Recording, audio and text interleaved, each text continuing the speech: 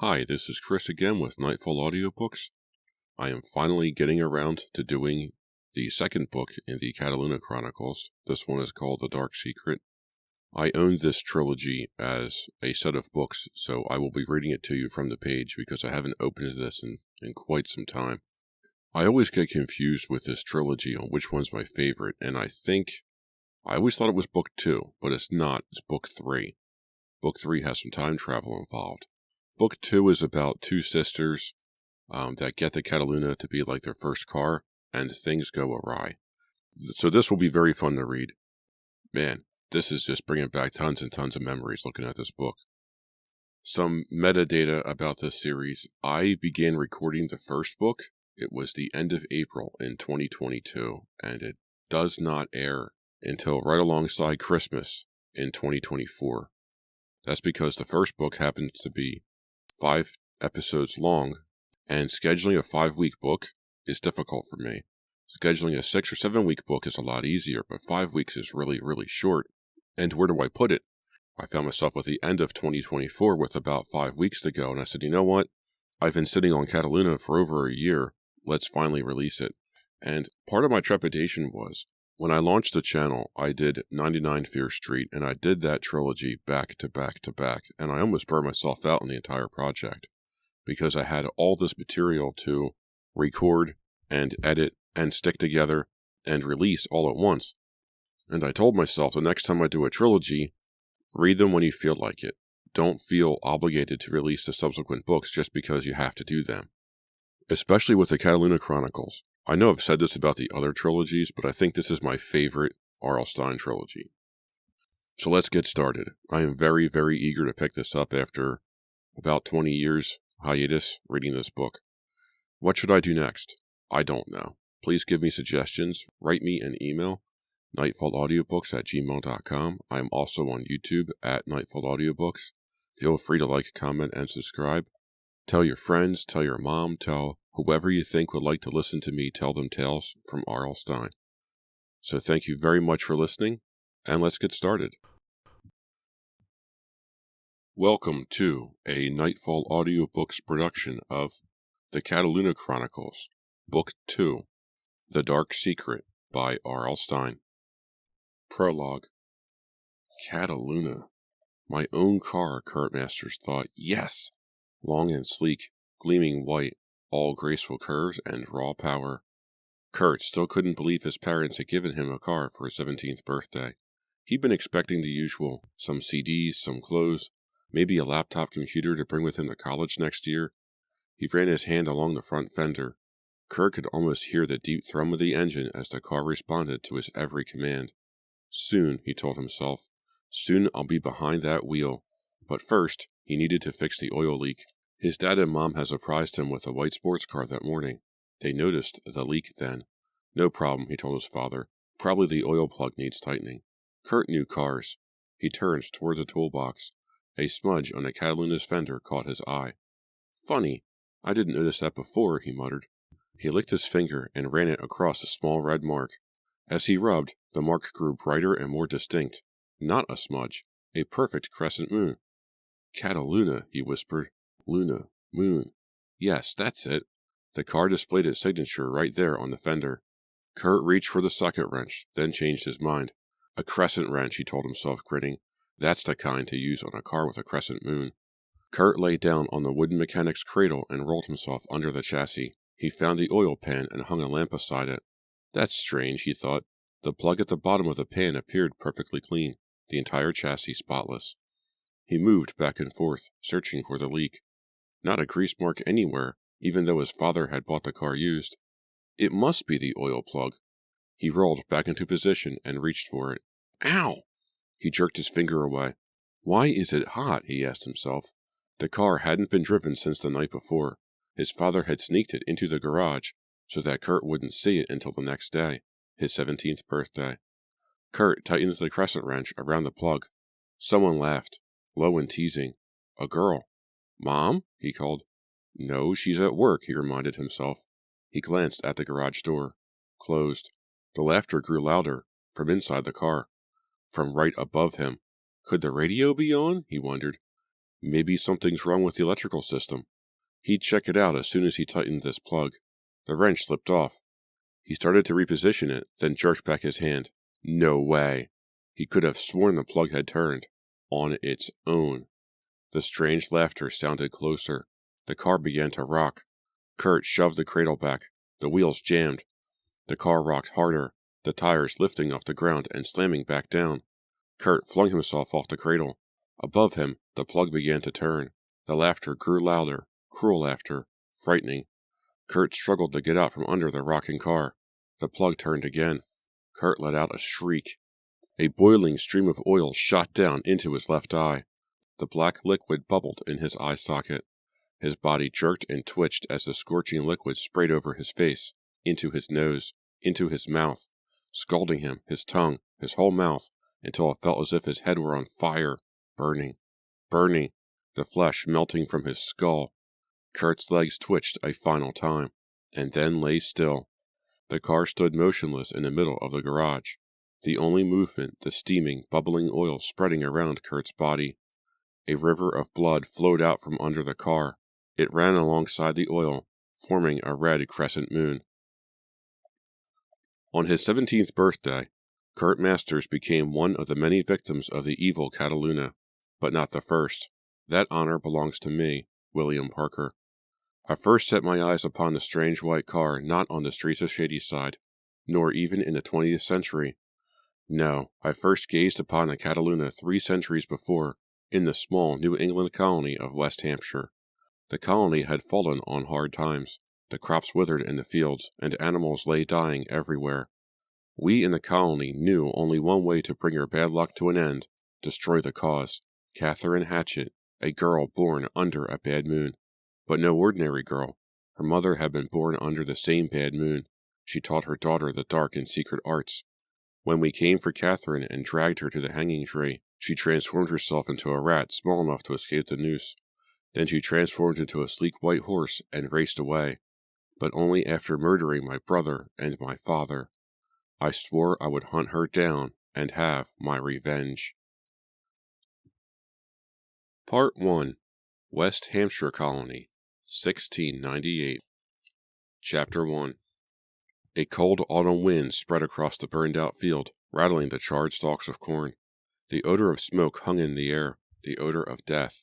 The only sign of life, the distant hoot of an owl. William Parker pulled back the hood of his cloak and grasped a handful of ash.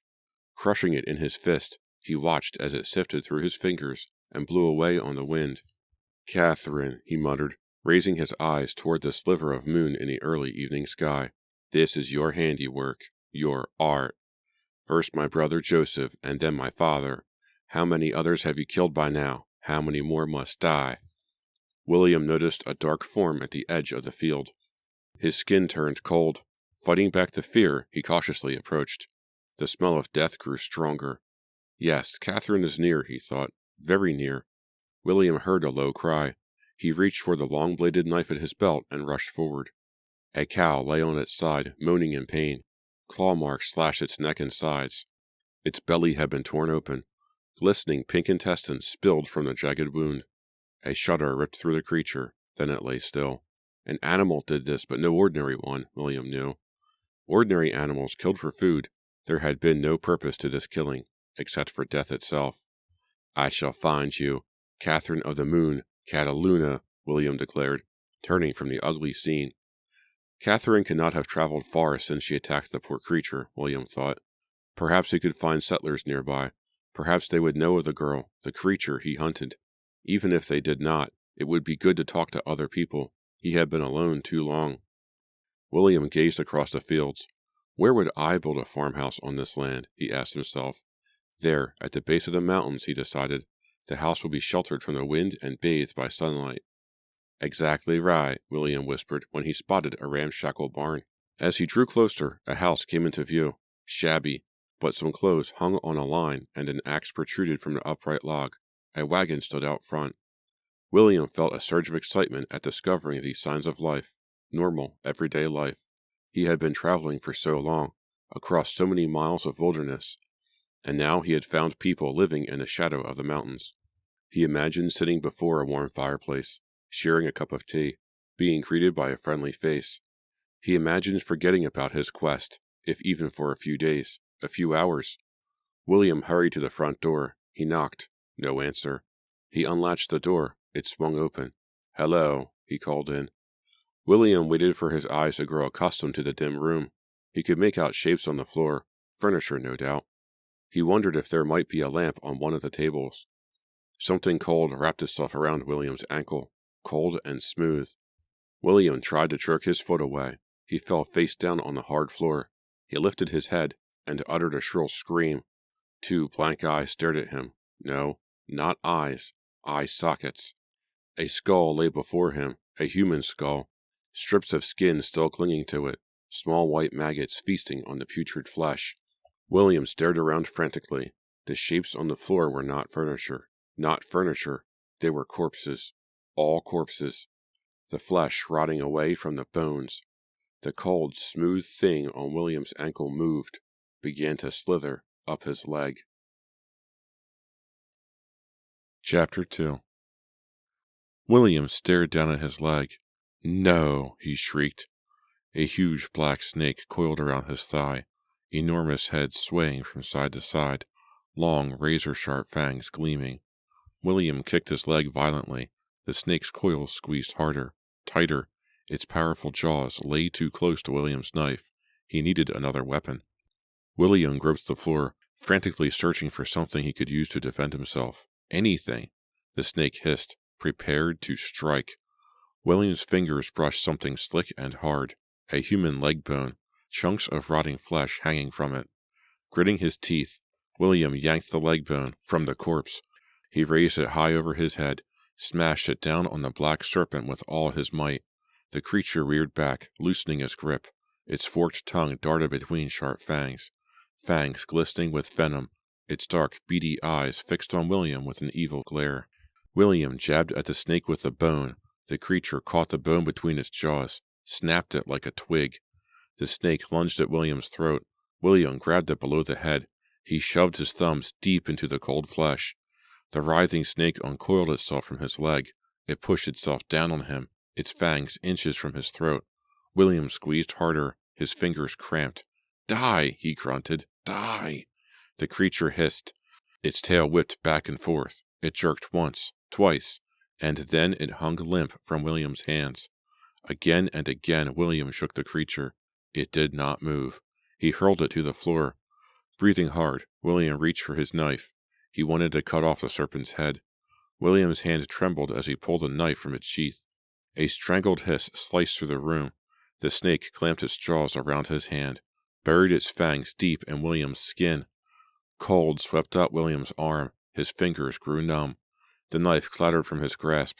He felt the venom spreading through him as he fell onto his side. The serpent slinked away. It slithered through the ribcage of the skeleton and curled up on the floor. William's vision blurred, grew cloudy. He struggled to keep the snake in sight. The serpent coiled into a ball. Legs and razor claws popped out from its belly. Hard scales melted into sleek black fur.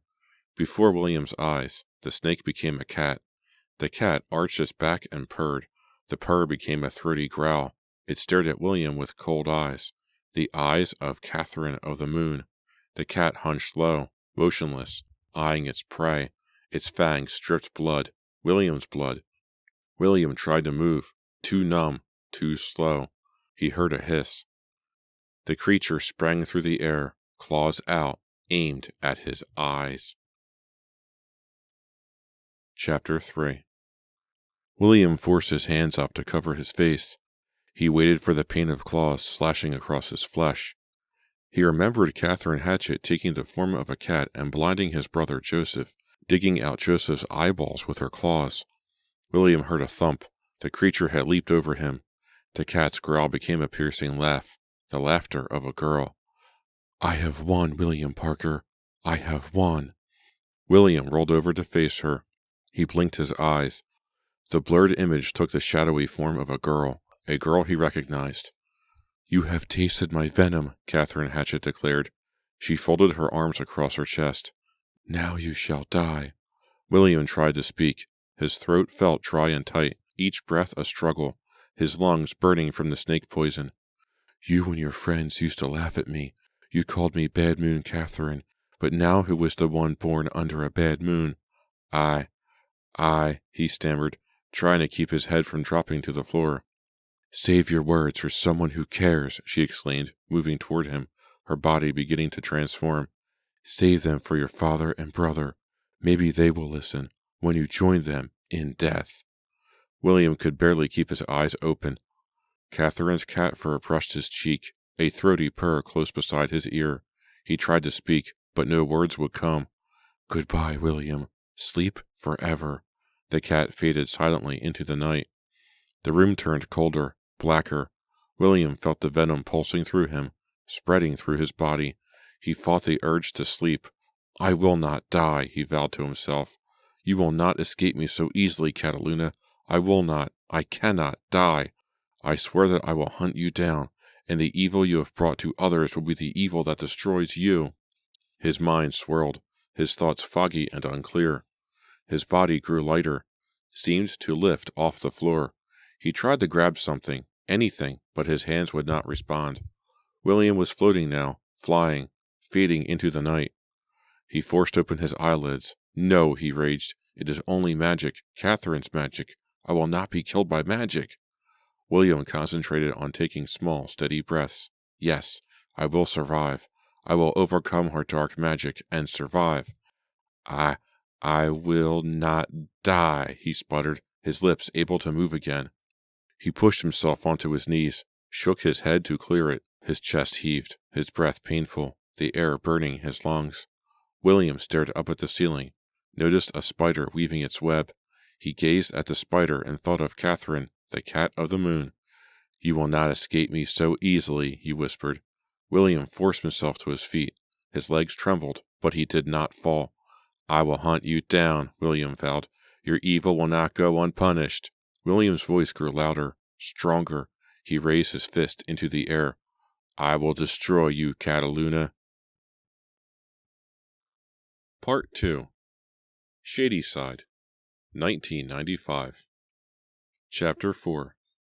Justin Norris crammed 2 chocolate chip cookies into his mouth. He chewed loudly. Crumbs fell over his flannel shirt. "Very attractive," Lauren Patterson commented. She glanced over at her sister Regina. "You go out in public with this guy?" "Yes, but I keep him on a leash, and he's a very good boy, aren't you, Justin?" Regina patted her boyfriend on the head like a dog. Her bright pink nail polish gleamed against his dark blonde hair. Justin grinned and panted like a dog. He jumped off the couch and crouched down on all fours. "Woof!" He grabbed one of Regina's clogs in his teeth and shook it. She swatted him on the nose. "Bad dog!" Justin crawled over to Lauren and rolled onto his back, arms and legs up in the air. He gave a pathetic little whimper, stared at Lauren with his dark green eyes. Regina snorted. "He wants you to scratch his belly, Lauren? The doggy likes you," she told her stepsister. "Oh, gross," Lauren groaned. Lauren felt her face grow hot. She never knew quite how to handle Justin's teasing. "You do it, Regina. You're his girlfriend," Lauren added quickly. Regina held up her hands. "I'm not ruining my manicure." Justin gave Lauren another pitiful glance. He whined like a puppy. "Is Justin flirting with me?" Lauren wondered. "No way," she told herself immediately. "He is Regina's boyfriend. He wouldn't flirt with me in front of her. Besides, what guy would flirt with me with Regina around? She's a zillion times prettier. I'm so ordinary looking. Ordinary brown hair, ordinary brown eyes, ordinary everything."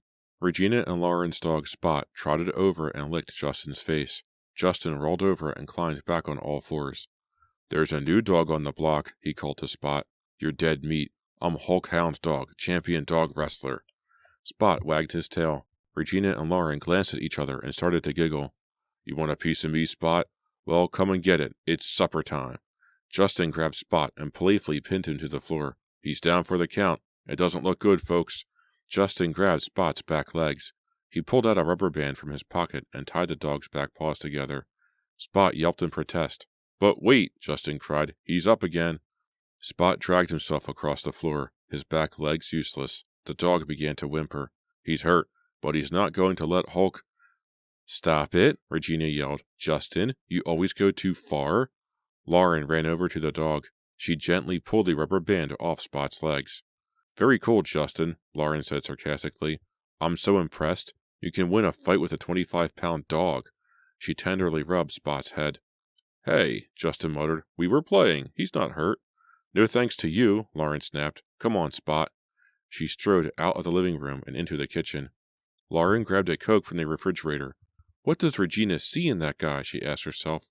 Okay, he's cute, in a grungy Christian Slater kind of way, but he has a sick sense of humor, and he's gotten kicked out of school more than once. She popped the top off the Coke can and gulped down a long swallow. Regina could have her pick of guys, Lauren thought, with her long curly red hair, great bod, and the clothes to show it off. Lauren's stepsister was gorgeous, and knew it. Lauren had to fight Regina for bathroom time every morning. Regina spent hours on her hair and makeup. She had photos of models taped up all over the mirror to give her ideas. Regina constantly nagged Lauren to spend more time on her makeup and clothes. She offered to loan Lauren any of her Betsy Johnson mini dresses, but Lauren preferred her own jeans and sneakers. Almost time for Mom to arrive home, Lauren realized. She tugged at her brown bangs, a nervous habit. Regina better get Justin out of here. Justin made the top 10 list of things that drove their mother crazy. Lauren wandered back into the living room. She found Justin and Regina in a major lip lock. Justin's hands caught in Regina's red hair. Lauren stared at the floor. She always felt embarrassed when she walked in on Justin and Regina kissing. Her sister didn't bother to open her eyes. What? She mumbled against Justin's lips. You have about 15 minutes to Mom, and counting, Lauren replied. Regina and Justin broke their kiss. Justin had Regina's strawberry sensation lipstick smeared on his mouth. Better get going, Justin, Lauren advised. A car door slammed. She's early, Regina cried. She grabbed Justin's arm and started hauling him to the back door. Out, out, out! Wait, my backpack, Justin protested. The key turned in the lock of the front door.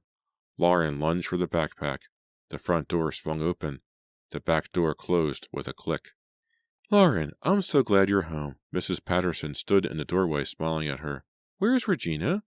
Lauren eased the backpack behind her.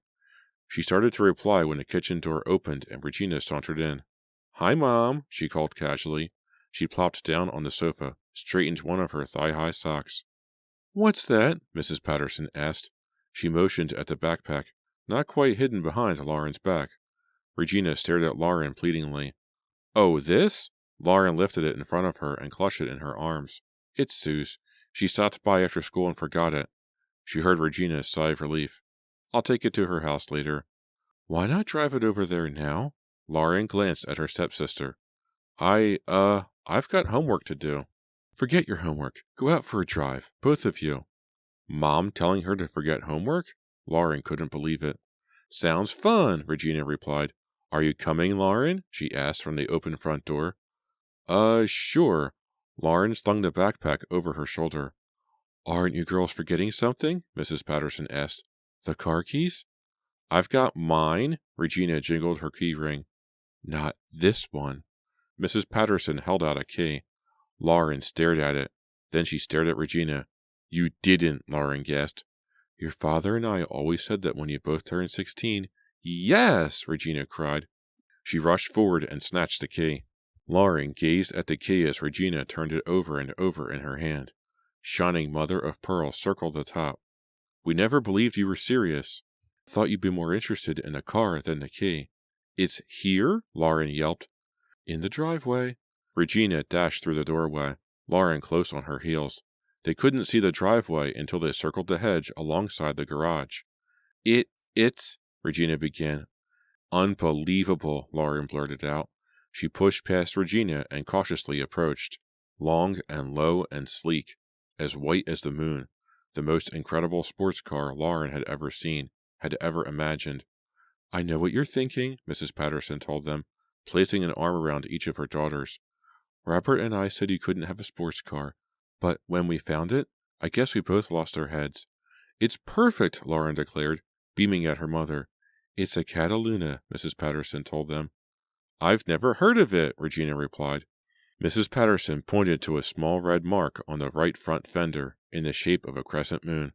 The Cataluna signature, she explained. I love it, Regina cried. Me too, Lauren breathed. Are you sure? You don't mind that we picked it without you?" In reply, the girls threw their arms around her and kissed her cheeks. They raced over to the car. Regina still held the key, so she grabbed the driver's seat. Lauren jumped into the passenger's side and rolled down her window. Mrs. Patterson leaned in. "Keep away from the downtown traffic until you get a feel for how she handles. And be careful shifting gears. And wear your seatbelts." "Go on," Lauren prodded her sister. Regina turned the key. The engine responded instantly, settling into a low, steady hum. "Here we go," Regina exclaimed. She backed slowly down the driveway, eased out onto Fear Street. Lauren leaned against the red leather seat. She barely heard her mother's final words of caution. She listened to the throaty purr of the engine, smelled the supple leather, felt the wind against her face. Regina turned left onto Mill Road, left again onto Hawthorne Drive. Lauren closed her eyes. She imagined them cruising down a road to nowhere, to somewhere, to anywhere but Shadyside. The wind whipped Lauren's hair. The engine roared as Regina shifted gears. Lauren opened her eyes. Too fast, she thought. Way too fast. She glanced over at the speedometer. 45, 50, 55. "Regina, better slow down," Lauren said. They sped down a residential street. Cars parked along the curb, kids and bikes in the yards. "Regina," she repeated, "slow down." Her stepsister didn't seem to hear her. Regina stared straight ahead, her fingers white as she clenched the wheel. "What's your problem? Slow down," Lauren cried. "Slow down! Don't you hear me?" Something moved in the corner of Lauren's vision. She gaped into the windshield. Up ahead, a girl on rollerblades skated into the street, into the path of the Cataluna. "Regina, stop!" Lauren shrieked.